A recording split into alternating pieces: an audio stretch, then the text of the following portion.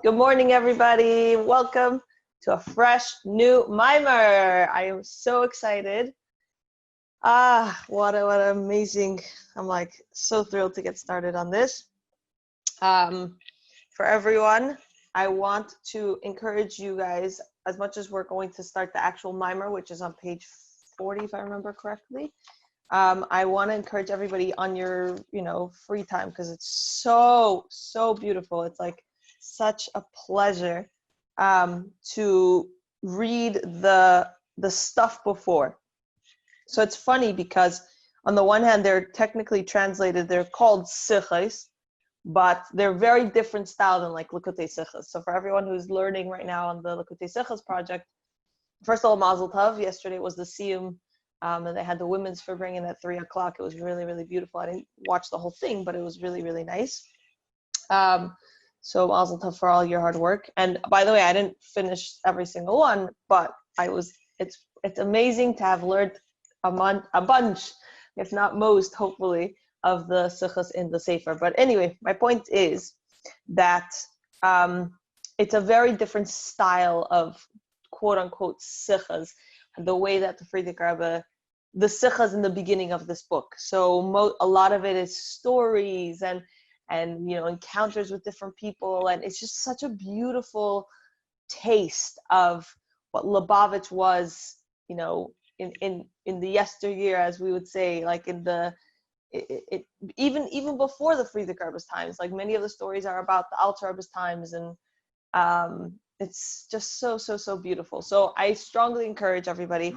And again, the style, which we're going to discuss a little bit good morning. Today about the Frierdiker Rebbe's style and how it's, in a certain sense, it's a bit different than our Rebbe's style. So just have in mind that, I don't know if you can see, but there's, line of different stars. So there's stars over here and there's stars over here. So each one in of itself is like a different topic. It's like a different, idea. It's a concept.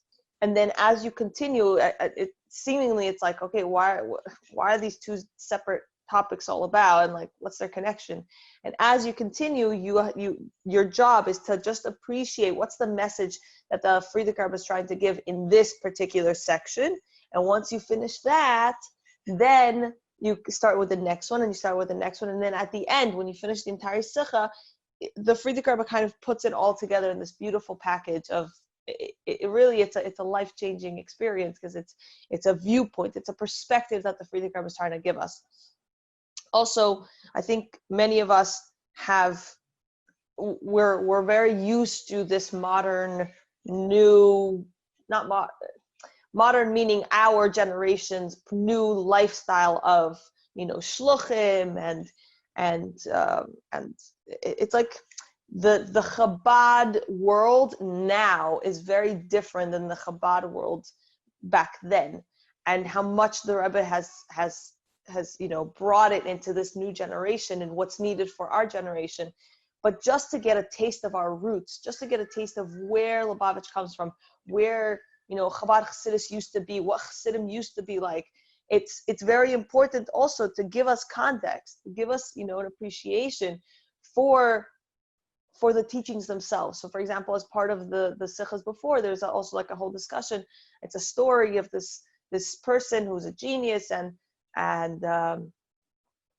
he ended up becoming acquainted with Chassidus, and he loved it. And meanwhile, at the same time, he got so much opposition, and he had so many people were against. And at that point in time, they had, it was like a whole battle between whether it was Chassidus right or Chassidus not right. And then, the Alter Rebbe got put through a lot, and all the Chassidim at that point in time got put through a lot. So again, it just gives us a taste of where we come from, which shapes in a certain sense where we're headed and what we are doing now in our shluchos these days. So anyway, so it's a really, really, really beautiful section. That said, in our actual shiur, we will begin from page 40. Today, we are not going to do inside the Maamer. Today is the kickoff, which means we're going to basically bring about what we're trying to accomplish with the Maamer, bring about certain ideas. And most of all, I think I want to bring about context. What is the context in history? What's happening at this point in time? So if you'd like even more context past this for Ringen, so I suggest everybody take a moment to read through the publisher's foreword, because first of all, it's beautiful in of itself. Second of all, it does give all the historical context, and it gives you like a taste of where this is, not just, you know, out of random. And then also I personally have a very deep connection with this publisher's foreword, because I used to, in relation to Living Chassidus, I used to be, just like I'm in touch with Kahas a lot, I used to be very much in touch with Rabbi Afton from Sichos in English, and his untimely passing just caught me way off guard, and there was a personal connection there. And here it's the first time, because after his passing, his son took over Sichos in English, and it's the first time his son is signing off, so to speak, on behalf of Sichos in English. And he writes a very powerful section, which goes, it's on page XIV, Rabbi Shmuel Afson, director of Sichos in English, and it says, when signing this, I was overcome by emotion, for this was the responsibility of my father, Rabbi Yonah ben Meir, who, as dwarfs stand on the shoulders as a giant, I, my family, and the staff of Sichos in English are continuing the mission to which he dedicated his life, spreading the teachings of the Rebbeim outwards and making them available to the full spectrum of Jewry. His goal and ours was and is to continue these efforts until and after we become worthy of the fulfillment of the promise given to the Baal Shem Tov by Mashiach, that he will come, redeem our people, and lead us to the dawning of the age when, quote, those who repose in the dust will arise and sing joyous praises. So this is the first time he's signing on behalf of Sichos in English, and it's a very powerful moment for a son to be taking over the footsteps of his father in such a situation. So he should have Rabbi Afton Shav and Elias and Neshama. We should be reunited with him and everybody else speedily right now with the coming of Mashiach. But anyway, so what's our purpose today? Our purpose for today is to get a taste of where we're going, what this Maamer has for us, and also primarily to get a taste of the historical aspect of it. That's one of the reasons I encourage everybody, if you didn't yet see, but to watch America is No Different. It's a beautiful gem video, and I think it for me personally, I always wanted to. There was always this curiosity about the Frierdiker Rebbe, because we do have more photos, we do have more things available to learn about the Frierdiker Rebbe, and the Frierdiker Rebbe is our Rebbe's Rebbe, and as it speaks of in Chassidus, how do you show something or how do you show someone you love them? By loving the thing that they love. So usually it's given in context of Hashem. How do we show Hashem that we love him? By loving the people that he loves. So by having Avas Yisrael, we're actually also having Avas Hashem. So to here, I felt like there was the Rebbe is we love the Rebbe and we want to show the Rebbe, and the Rebbe was a chassid of the Frierdiker Rebbe. The Rebbe was absolutely given over, as it said in the video last night, or the video that we in America is No Different, that somebody described it as when the Rebbe was in front of the Frierdiker Rebbe, the way he acted it's as if he was, in front of the Sefer Torah. So that type of respect, that type of awe and admiration, and his skashrus, I wanted to get a taste of it because he's my Rebbe's Rebbe. So for me, seeing the videos and seeing real life footage, and there's a certain part in the video where right before the proceedings of his naturalization process, where the Frierdiker Rebbe became an American citizen, the Frierdiker Rebbe looks straight at the camera.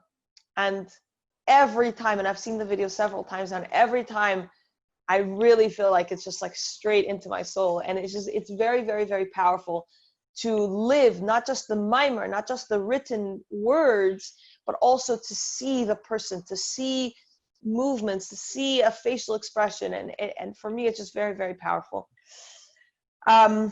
I also wanted to speak about this idea that let's give some context to where this is happening in history. The Frierdiker Rebbe came to America twice. He came to America the first time after his about 2 years after being miraculously released first from a death sentence, essentially, from the Soviet Union and the communist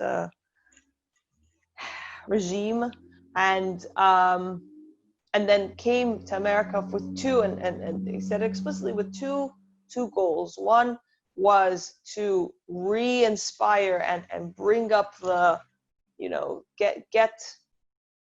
get the fire going for American Jewry, and the second one was to fundraise for the Yidden who really needed a lot of help for the yeshivas and all of that. So not only that, but as it speaks about in this video, that the American Jewry are really the ones who saved, not Hashem saved, but the American Jewry were very, very, very influential and instrumental in saving the Frierdiker Rebbe from this, from a death sentence and all of these things. And one of the main reasons why he was released is because the Americans made such a sturm, and suddenly the world turned their faces, and they started looking in and said, wait 1 second, what's going on in here? Which is one of the things that Russia doesn't like, or Soviet Union, whatever, KGB, whoever was technically in charge at that point. They tried very hard to hide all the atrocities that they were doing. And so here, the American Jewry turned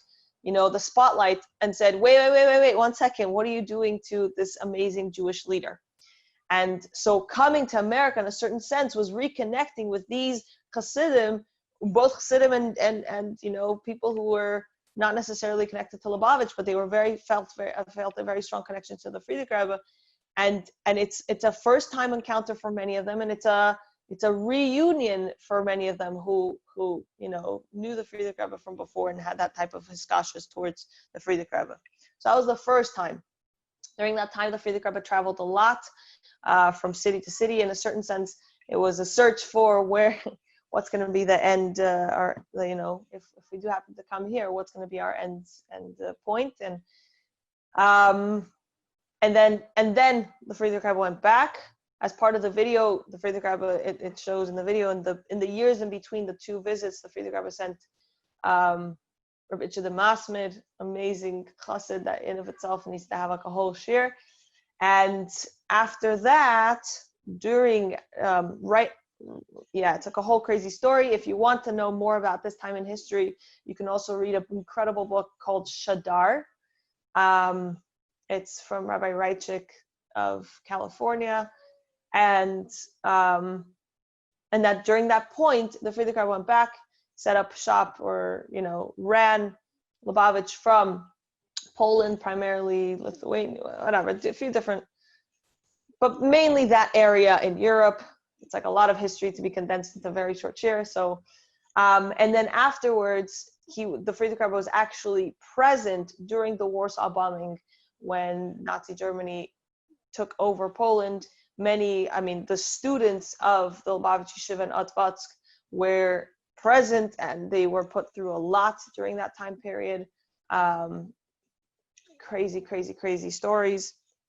If you would like more information about this, in addition to Shiur, the previous, I think it was 2 months ago, of the Chassidische Der Herr has a whole history on Rav Wolf Greenglass, and Rav Wolf Greenglass was also present during that time, was very involved during that time. So it also speaks about about what happened there. And after the Warsaw bombing, the Frierdiker Rebbe managed by incredible miracles to escape and came to America with his family. So this second time, that's where we're at. So the Frierdiker Rebbe at this point has been through so much, has seen the uprise and the downfall of so many incredibly powerful,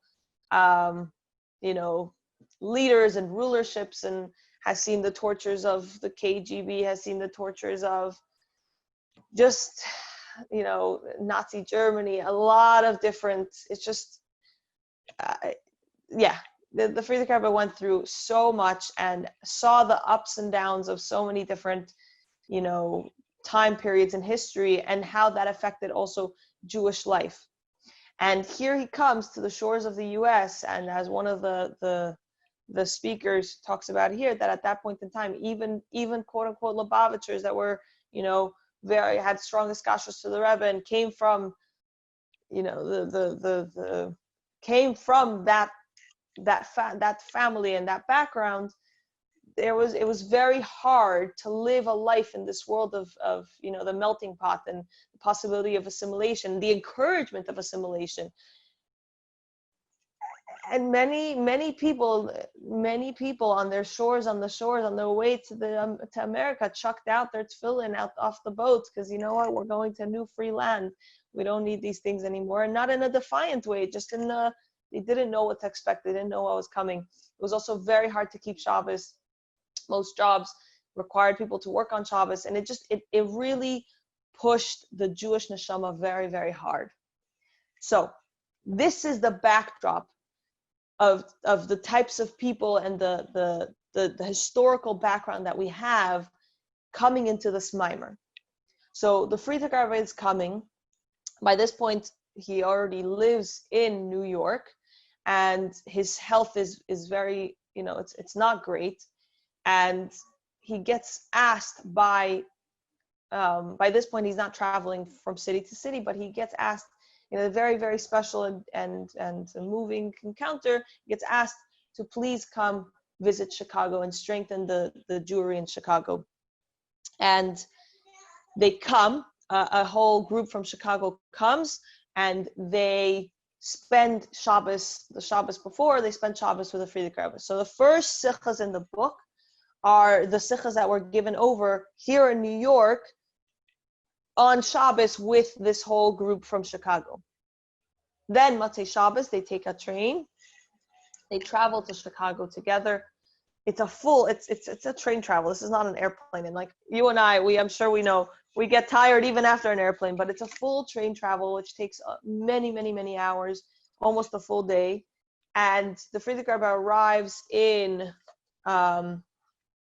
Chicago at around 4:40, if I remember. Yeah, 4:40. The Frierdiker Rebbe arrives in Chicago, and then at 8 p.m., a large crowd gathered in the hotel hall. The Rebbe enters the hall and delivers the Maamer entitled Betach B'Hashem V'Aseh Tov. Okay, so that's the Maamer we're going to be learning. So this is the first time the Frierdiker Rebbe is speaking to the Jews of Chicago. It is packed in there. He comes in and delivers this Maamer. And it's very interesting because, again, we have to realize that on the one hand, the people in the room, many of them are Lubavitchers. Many of them don't dress or look like Lubavitchers anymore, but they come from that. They come from that family, and they themselves feel connected to that. But a lot of them may not be Lubavitchers, and many of them don't even have the background of Chassidus. So on the one hand, the Frierdiker Rebbe was speaking to people who knew Tanya, who knew, different concepts. On the other hand, there were people there who didn't. So it's very interesting to see as part of the Maamer how certain times the Frierdiker Rebbe brings concepts and explains each one. Yes, it is being recorded. You can check it out on our YouTube channel. You can search Living Chassidus. Anyway, so explains each one of them very much in depth. So we'll see as the Maamer goes that our Rebbe, for example, for the most part, it's very straight and concise. Every line has a meaning, has a purpose. It's meant to be there, and it's like shortened, and we continue on, and you have to kind of follow with the flow. Here, the Frierdiker Rebbe does a very different style where he goes into something and he delves deeply into that topic, and then takes us back and says, okay, right, back to where we were going. Because in a certain sense, it's a deeper explanation. Yes, okay, we're doing great on time.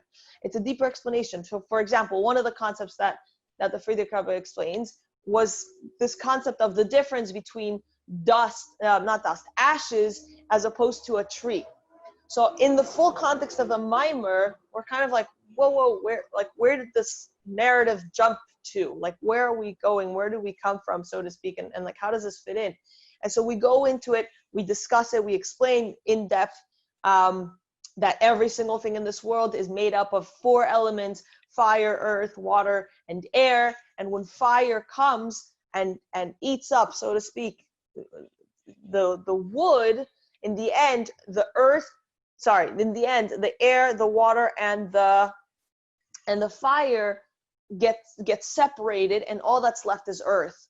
And so as much as wood and ashes are technically made of the same stuff, but in reality, what happens between it being wood and connected to a tree and it being ashes and being burned is a very big difference. And then it explains it in context of, and so too, in relation to the Maamer, this is a big difference. So I want everybody to try and, follow through. I'm going to try and make it as clear as possible. But realize the beauty in the Friedrich Rebbe's, sichas and Maamerim and all these things is that the Friedrich Rebbe likes that detail. He likes that delving deeper into things. So that gives a sweetness in a certain sense. It gives a lot more explanation, which makes sense during that time, because he's really revitalizing the Jews of the time, which I think is very important for us to get a taste of, because sometimes we take it for granted that we're, the 7th generation, and the Rebbe is kind of like, okay, Mashiach, and let's bring Mashiach. And we have to also take a moment to revitalize ourselves inside, to realize that we're not living polar opposite lives, so to speak. The life that we have in Crown Heights while we're here and davening and learning Shabbos, Yom Tov, versus the life that we have in our work environment. Or many people that I know on this call don't necessarily work in Limudei Kodesh. They don't necessarily work in a Jewish school, or they work in an office, and they work in the business world or whatnot, or they're entering. Some people are studying, so they're studying subjects which are not necessarily chumash. So if that's the situation, so we have to remember how much the Friedrich Rebbe made an emphasis that every single aspect of our lives need to be imbued with Judaism, and we need to be proud Yidden, walking, representing Hashem in every single point in our lives, whether it's at work and surrounded by people that are not from or Jewish, or whether it's in our home life, and nowadays work and home life is a big mix. But I'm saying in relation to just having that relationship, to having that bond and connection. So the Maamer is going to really re-inspire and give us that type of bond, that type of relationship to our own Yiddishkeit, and also to what does it mean to be connected to a Nasi Ador, to be connected to the Rebbe, to be connected to someone, a leader, a spiritual leader in our times, and what that does for us, how that affects our Avodah. And it's just, I'm trying to think if there's anything else I want to add before. I know we have only a few minutes left. Okay, so here's the plan for anybody who hasn't done this before, or even if you have, just a refresher. So on the one hand, please, if you're able to, go through some of the sichas, go through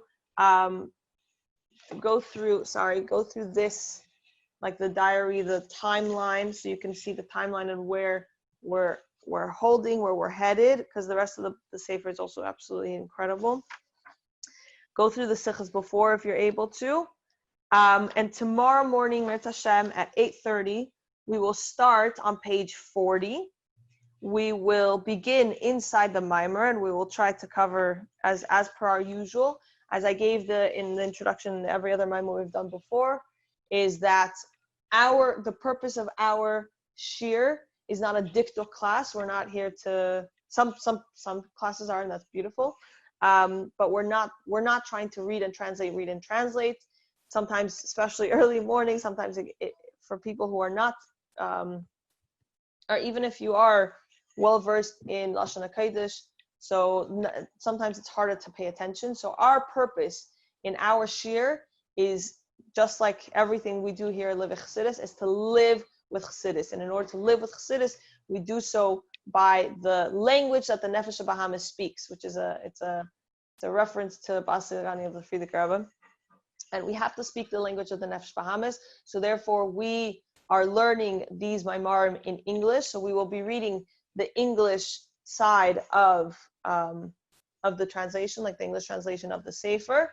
And we will be discussing, trying to make it really practical, really relevant and relatable so that we can learn and we can see the world through Hashem glasses. And again, our logo for Living Chassidus is Hashem glasses. The more we learn Chassidus, the more we see the way Hashem sees the world, the more we see the way our Rebbeim see the world, the more we are able to, we ourselves, live with that perspective and share that perspective with the world. So, can't wait to see you guys tomorrow at 8:30 in the morning. We will be starting Touching a City's Soul Inside.